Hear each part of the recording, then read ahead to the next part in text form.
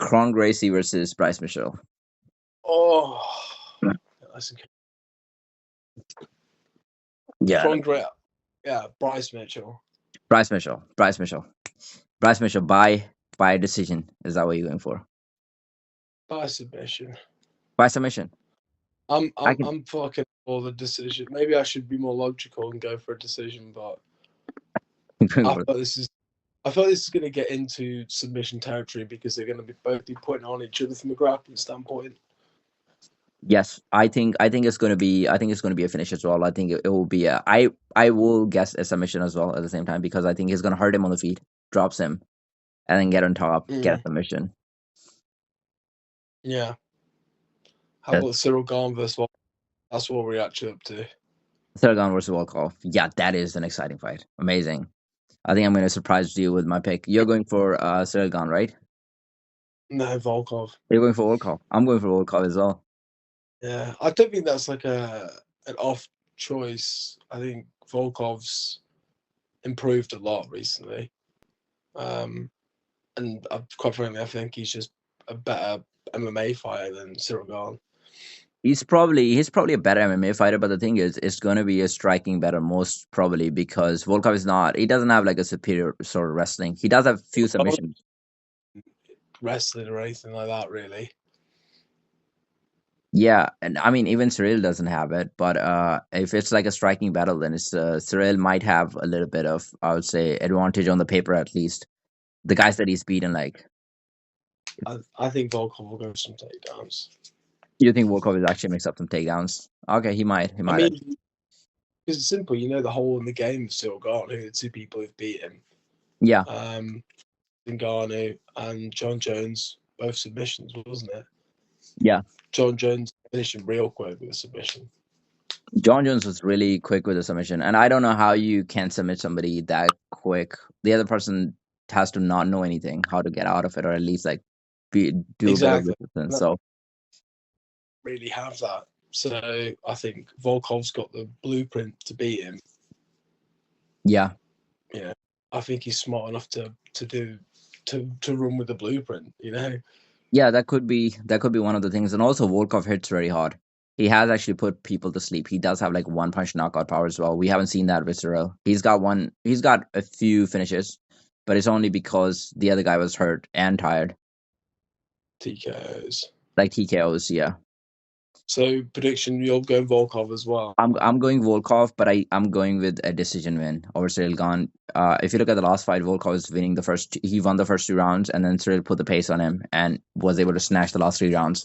I think Volkov has improved a lot. He's going to be very careful in the next few. It's a 3-round fight, right? Actually, this one is this one is not even 5 rounds. So I think he's going to win the first few rounds. It's going to be pressure on Cyril. He's probably going to make a few mistakes. Volkov catches him, but doesn't finish him. Goes to 3 rounds, and then Volkov just win by points. Yeah. How about Shavkat versus Ian Gary? And also, if we're going to have to pick the pace up a little bit because I still need to cook my dinner. I'm fucking starving. Okay. Yeah. Shavkat versus Ian Gary. Shavkat. I think he's going to win it. Yeah. I am going with submission. Actually, I think Shavkat is going to be able to close the distance. Yeah, it's gonna. Well, I mean, it's gonna be more of an interesting battle if if it's a striking one, in the sense that it gives Ian Gary obviously way more opportunities to win.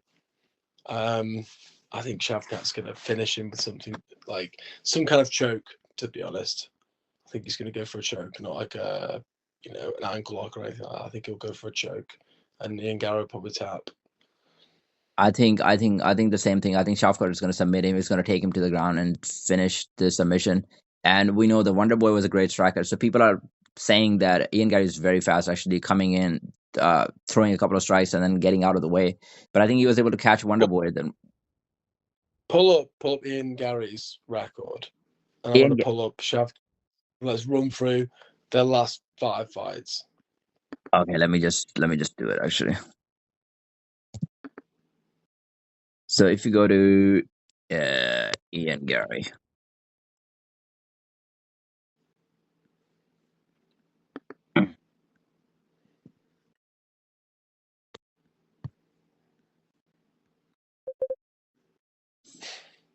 Okay, so Ian Gary, the last victory was really good. It was against Michael Venom Page, MVP.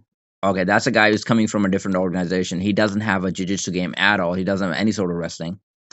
So Ian Gary took him down, but we saw the striking difference over there. MVP was dominating Ian Gary in striking. He was much faster than Ian Yeah. Gary.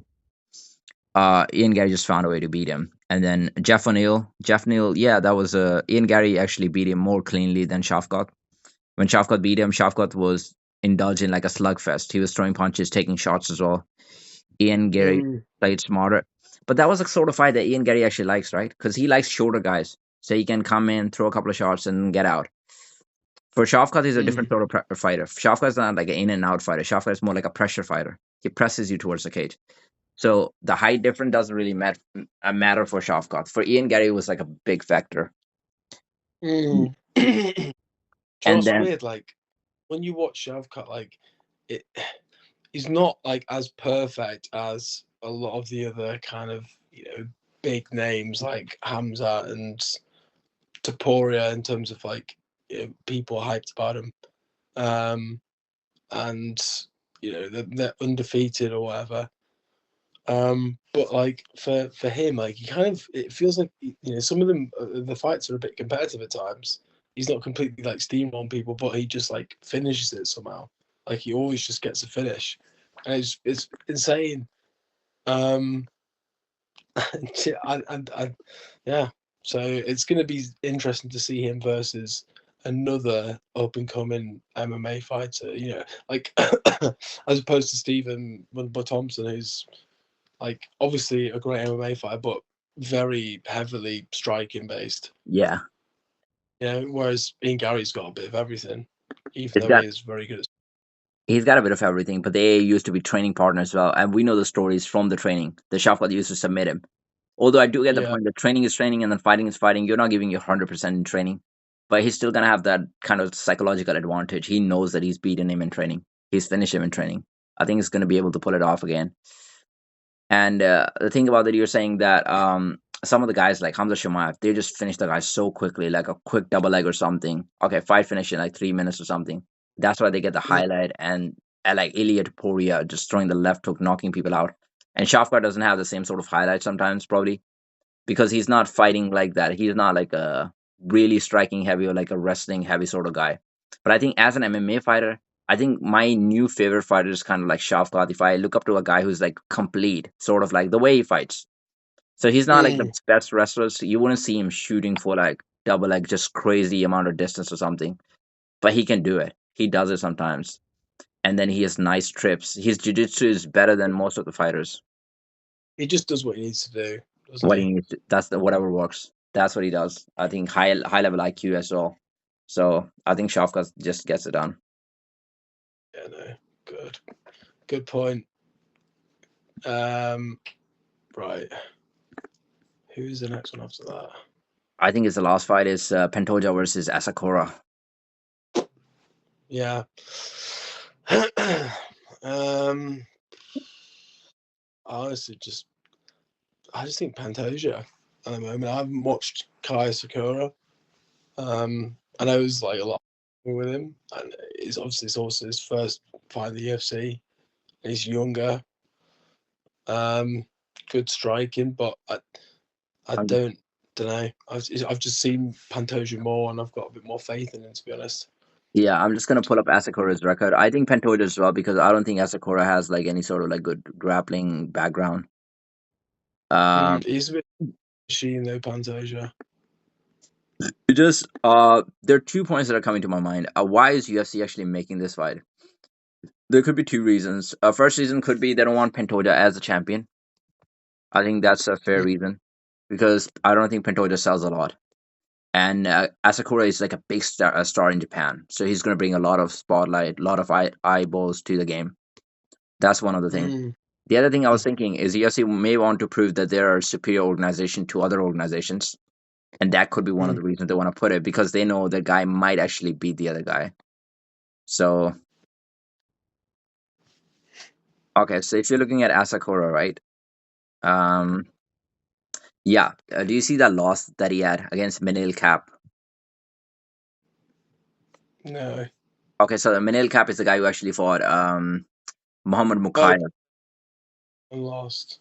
Yeah, he lost to Manil Cap by TKO, and I think it was because of the wrestling background that Manil Cap actually possessed. So we know, but that was like a long time ago. But we don't know how much he has fixed that part. Like we know he's a great striker. He's got like amazing power. He's very technical as well. In the last fight, the knee knockout that he had, just amazing. His highlights are amazing, and people probably want to see him. Probably, but will he? I But don't think Willie, so. that's the thing. It's going to be very I hard think he'll because get by Pantoja.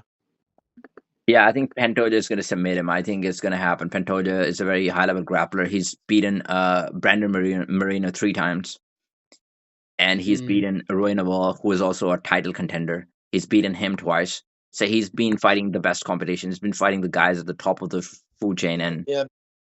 There you go. Watch a big Asuka now. Mm, mm, mm. ooh, Oh, nice. Oh, are you put the watching pitch. the highlights? Yeah. You know his do you know his story as well? Like him and his brother. What, he's street fighting? Oh, the street fighter. Yeah. Like his brother Oh, was beating everybody in Japan on the streets, and then he was running out of opponents. And then one day he was like, when he ran out of opponents, he just called his little brother and was like, "Let's have a fight." yeah. And then he just found out that he could duck punches. He was just natural at this. So maybe that will play a part today. That's a cool little story, to be fair. Yeah, They foot the but I'm still going for Pantoja. I am rooting for Asakura to actually get the fight, but I am Yeah, but I I mean, it would be cool. Cool. it'll be cool. It'll be cool. I think good for the sport. I think more eyeballs to the sport. Definitely. Yeah. Yes. Watching some of these highlights. What did you order for But food? I haven't ordered anything. I've You got to know, make it. you gotta make it. Unfortunately, don't know if I can be bothered. Yeah. I mean, I think I'm gonna buy something. I'm gonna order a pizza right now. I don't want to do. Nice. Yeah. I'm gonna watch Asakura knee somebody in the head on the ground. Asakura needs somebody. Oh yeah, I watched that highlight. I watched that highlight. I think over there they were Yeah. allowed like soccer kicks and the knees and just a relentless fighter. Crazy. Yeah, I'm gonna watch a couple of his highlights today, and then yeah, I'm surprised that guy took that knee to the head. yeah, this is amazing. Like the other guy as well. Like they're probably used to it. They're mentally ready for the knee to come. Yeah. If Aljamain Sterling Damn. was over there, he would have just stopped.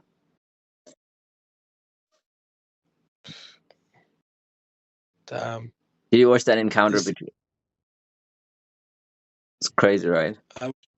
I'm just fascinated, like how like you meant to defend against that.